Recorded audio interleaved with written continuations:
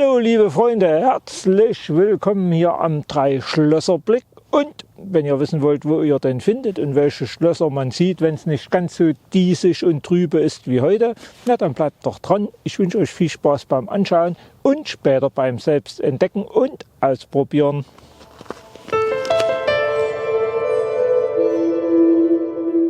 Der Startmöglichkeiten für diese gemütliche und entspannte, reichlich 8 Kilometer lange Rundtour gibt es mehrere.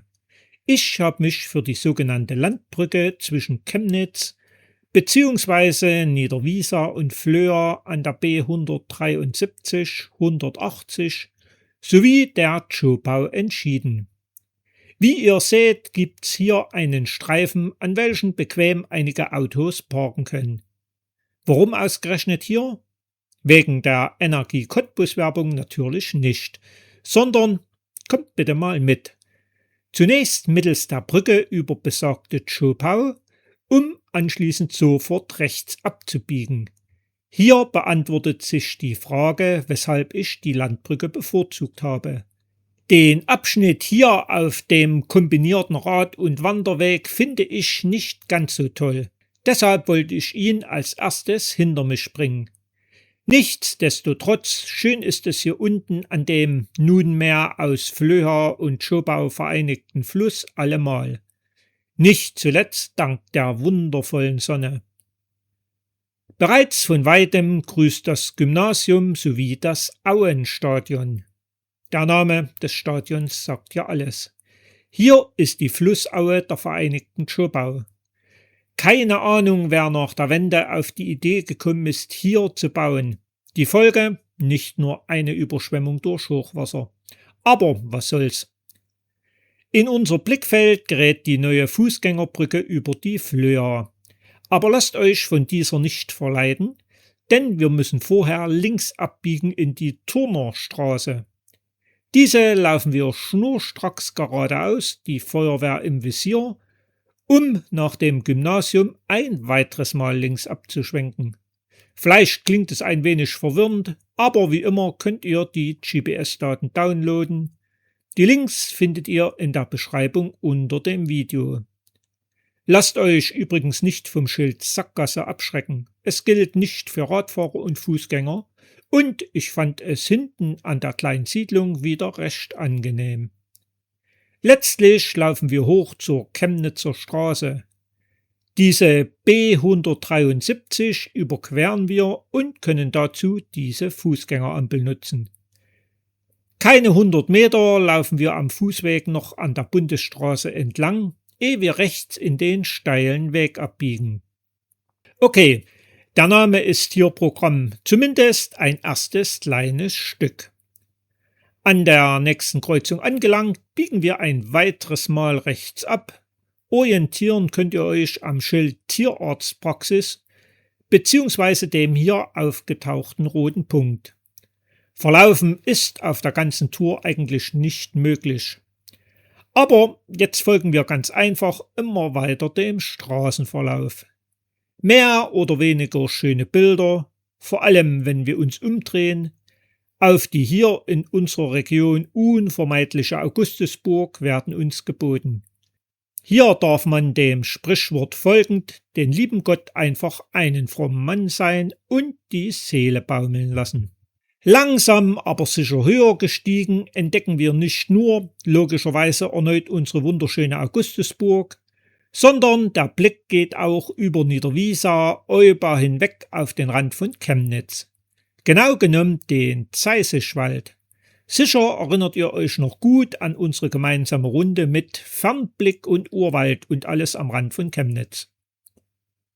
Geschafft, zumindest fürs Erste. Wir sind am Waldrand bzw. der alten LPG-Straße angekommen. Bevor wir jetzt links abbiegen, dürfen wir noch einmal tief Luft holen. Und was sagt ihr zu diesen Ausblicken? Eigentlich ist es hier ja keiner von den super gehypten Wanderwegen, dennoch finde ich die Aussichten faszinierend. Genug geschaut? Gehen wir weiter. Zur Rechten liegt ein wunderschöner Sperrzaun, dahinter spielt die Bundeswehr Krieg. Ignorieren wir ihn einfach und schauen nach links.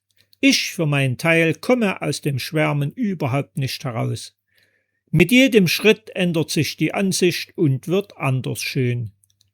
Unterwegs stoßen wir darüber hinaus auf ein Hinweisschild zum Gelände des Motorsportclubs Flöha. Ich persönlich bevorzuge festen Boden unter den Füßen, aber die Geschmäcker sind ja verschieden. Stichwort fester Boden unter den Füßen. Will man an dieser schönen und sehr aussichtsreichen Strecke etwas aussetzen, dann ist es der Belag. Euch ist es bestimmt schon aufgefallen. Leider laufen wir heute überwiegend auf Asphalt. Wer mag, der kann sich kurz vor Altenhain noch einmal hinsetzen, um sich die Sonne auf Gesicht oder Bauch scheinen zu lassen. Ansonsten geht's vor zur B180, welche wir erneut überqueren, um gegenüber in die schmale Zufahrtsstraße Richtung Braunsdorf weiterzugehen. Auch hier warten neue und interessante Aussichten auf uns. Zum einen in Richtung Ostrand von Chemnitz hinweg über Lichtenwalde, wobei die Spitzen vom Schloss uns bereits grüßen, Oberlichtenau bis hin in Richtung Frankenberg. Auf der anderen Seite erneut auf Olpa und Zeisischwald. Auf der etwas längeren Gerade sollten wir jedoch Acht geben. Nicht nur auf unseren schönen bunten Schornstein von Chemnitz, sondern auf den rechts abzweigenden Feldweg. Auch wenn es nur ein kurzer Abstecher ist und wir dann wieder zurück müssen, bekommen wir nämlich dort den versprochenen 3-Schlösser-Blick geboten. Das wären zum einen das Schloss Lichtenwalde, welchem wir ebenfalls einen gemeinsamen Besuch abgestattet haben. Die Nummer 2 ist Sachsenburg. Zugegeben, man muss genau hinsehen, entdeckt es trotzdem oberhalb der Baumwipfel und auch dort ist eine prächtige Gegend zum Wandern. Die Nummer 3 finden wir, wenn wir uns umdrehen und zurückgehen, mit unserem Schloss Augustusburg, welches uns heute bereits so treu begleitet hat. Ihr habt genug geschaut, einverstanden. Laufen wir also den Feldweg zurück an die Braunsdorfer Straße und weiter geht's natürlich nach rechts. Neben den neuen herrlichen Bildern erspähen wir sogar ein grünes Wanderzeichen. So ärgerlich es ist, auf Asphalt zu laufen, inzwischen befinden wir uns also tatsächlich auf einem offiziellen Wanderweg. In der etwas steileren Rechtskurve heißt es erneut Acht geben. Wir werden hier erlöst, laufen nach links und verlassen die Straße. Gelb und grün markiert, geht es mit uns wieder einmal mächtig gewaltig abwärts. An der kleinen Siedlung angekommen, folgen wir dem Drosselweg und, wie gut zu sehen ist, auch weiterhin unserer Markierung. Selbige führen auf angenehmen Weg hinunter, zurück ins Tschobautal. Unten gelandet gibt es logischerweise der Möglichkeiten 2.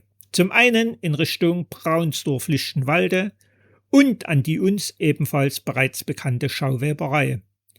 Diese Version wäre auch für all diejenigen unter euch interessant, denen die heutige Wanderung zu kurz ist. Die Möglichkeit Nummer 2 wollen wir jedoch ergreifen. Also mehr oder weniger, weiter geht's. Warum weniger?